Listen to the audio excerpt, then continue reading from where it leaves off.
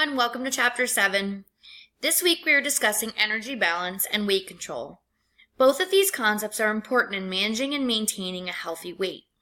Healthy weight helps to prevent and/or delay some nutrition-related illnesses. Genetic influences will sometimes cause an illness, but if we're managing our health before it hits, the impact of many illnesses can be reduced or recovery is shorter, and our healthy habits will help us manage future illness and minimize impact. We'll begin by looking at energy. As with many things in this life, the key is balancing our energy to maintaining our weight and our health. Maintaining a healthy body weight helps prevent or delay many nutrition-related illnesses. 34% of the population is currently classified as obese, and 70% are classified as overweight. Obesity and being overweight have reached epidemic level in this country and are leading to more illness in younger individuals. For example, we're now seeing nutrition-related high blood pressure and heart disease in children as young as 12. What determines our weight is how much energy we take in in the form of calories. Our bodies naturally store calories that are not used for function or for activity for future use, leading to weight gain. The only solution to the growing problem is to find the balance between what we eat and our health. Positive and negative energy balance is a simple concept to grasp. If you take in the same amount of energy as you use, your weight remains stable, within a few pounds up and down caused by other body processes. If you eat more than you use, you'll gain weight, and if you eat less than you need, you'll lose weight. Our bodies need energy every day, and it uses this in a variety of ways. Our energy needs support metabolism, all the required internal functions. Energy is needed for digestion, absorption, and transportation of the food we eat. And we need energy to support normal physical activity. Energy intake is the number of calories consumed in a day. The balance between energy output and energy intake is what determines our weight.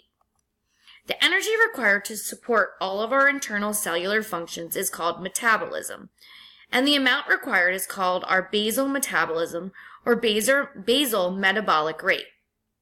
This is a measure of the amount of energy we need to keep us alive at rest and does not include any energy needed for physical activity. 60 to 75% of the calories we need support this type of energy use. Estimating this amount of energy requires a calculation based on your weight and your gender. An example of the calculation is provided on this slide. This determines the daily caloric intake required to support life at your current weight, and remember, this is only a rough estimate. Take a closer look at what your BMR would be. There are many things that affect your BMR and cause higher basal needs. Having more lean muscle, a larger body surface, being male, higher body temperature, elevated thyroid hormones, stress, pregnancy, caffeine, and tobacco use all increase your metabolic needs. The amount of lean muscle mass causes the most consistent rise in your metabolism, as lean muscle has higher energy needs. In addition to our BMR, we need energy to support our physical activity levels. Obviously, the more active you are, the more energy required, so physical activity can increase our needs by 15 to 35%, with wide variations between individuals. In addition, we need energy to break down and absorb the food we eat to provide energy into the molecular components needed. This accounts for about 5 to 10% of our total energy needs. 5 to 10 calories are needed to digest every 100 calories we eat. There is some variation in the amount of energy required based on the foods we choose, as protein requires the most energy to digest, and fat requires the least. We also need a little energy for adaptive thermogenesis, or our body's ability to create warmth. This process is triggered by exposure to cold temperatures, causing vasoconstriction and shivering. So how much energy do you need? It varies, and it's not easy to get an accurate result. The most accurate measure is direct calorimetry, that measures how much energy is being released in the form of heat in your body. Indirect calorimetry measures gas exchange through breathing and then predicts your calorie expenditure. Neither of these measures are widely available or common. Most often we use estimates of our energy requirements, or EER. This method uses a relatively complicated calculation based on age, gender, physical activity, weight, and height. To do your calculation, there are some examples on the following slide. To convert your weight in pounds to kilograms, divide by 2.2. To convert your height to meters, divide your height in inches by 39.4.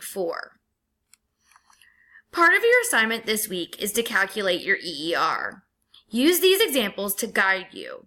Use the physical activity estimates table on page 240 of your text to determine your PA physical activity number. Healthcare has made a change in the words used to describe your weight.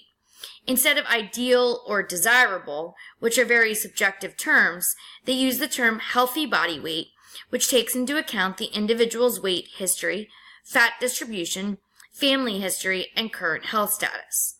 There are many methods of determining a person's healthy body weight, and none of them are perfect. Common tables provide good estimates, but there is much variation among individuals. Athletes will have greater muscle mass, which weighs more than adipose tissue, will have skewed results. Using a combination of methods and treating each person individually is the best way to determine healthy body weight. One of the tools more commonly used today to determine if a person's weight is healthy is to determine the BMI or body mass index. Example calculations are provided as a reference, or there are many internet sites that do the calculation for you. Your BMI should be between 18.5 and 24.9 to be considered healthy. 25 and greater indicates you're overweight, greater than 30 indicates obesity, and greater than 40 indicates you are morbidly obese. Again, this tool does not work for those who are athletes due to their increased muscle mass. Determining the body fat content is a way to determine your health as well, and is frequently used in athletics to eliminate the effect of the higher muscle mass. This test determines the total amount of body fat present and is a good indicator of health. For men, healthy body fat content is 11 to 20%, and for women, 16 to 30%. I know that sounds like a lot of fat, but we need some fat in our bodies to provide insulation and protect our organs. Usually, to determine body fat content, calipers are used to measure the back of the upper arm. This is the least exact way to determine body fat content, but the most widely available and least expensive way to quickly get an estimate. Underwater weighing is the most common method used when there is access to the needed equipment. Using air displacement measurements or bioelectric impedance testing is also available. The most accurate measure of body fat content is a DEXA scan, which is not widely available and very expensive.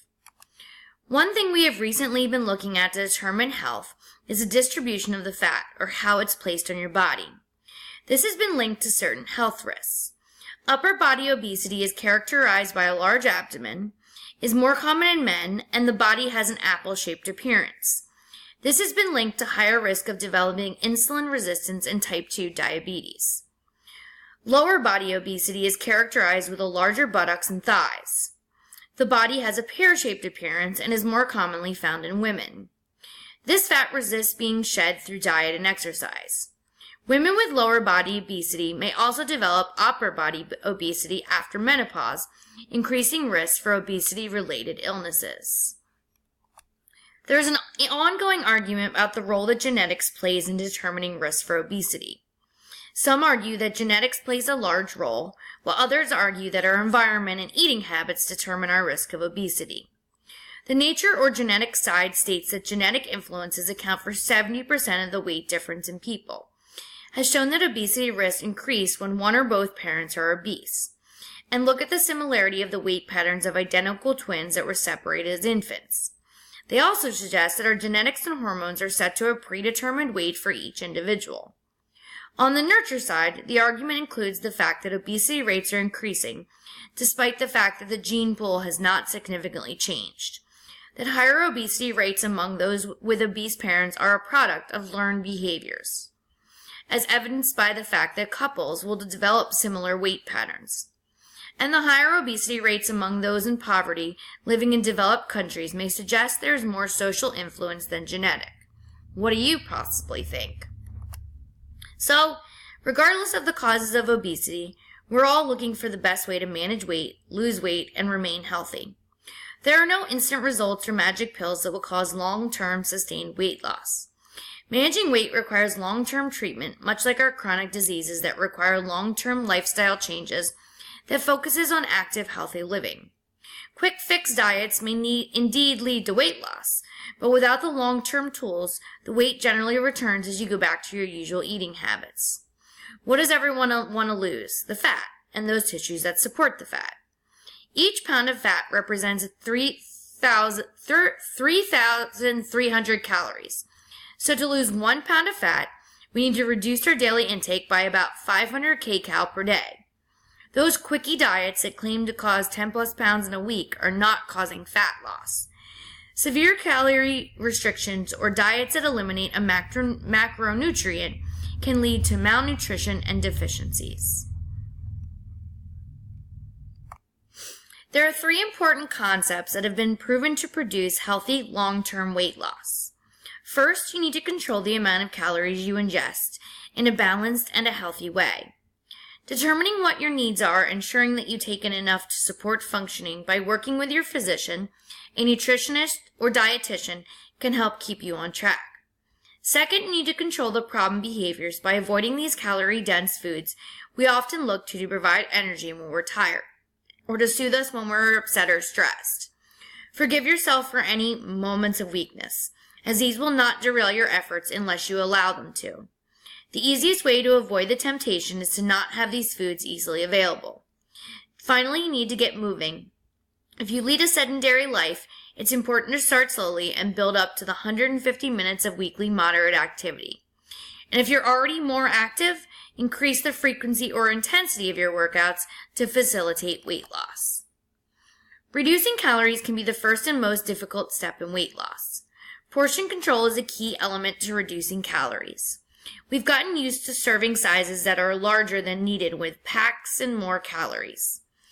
Look at labels and read the calories and serving size to help you determine the best choice. Controlling hunger is another big piece, and part of controlling hunger is eating only when you're actually hungry. Take a moment to determine if you want to eat because you're physically hungry or emotionally hungry. Keep some small high-fiber snacks to eat between meals and help control hunger. Weight plateaus frustrate every person on a weight loss journey. You lose weight and suddenly it stops for a week or more. Try to identify any possible causes. Having a few too many cheats because you've been so successful.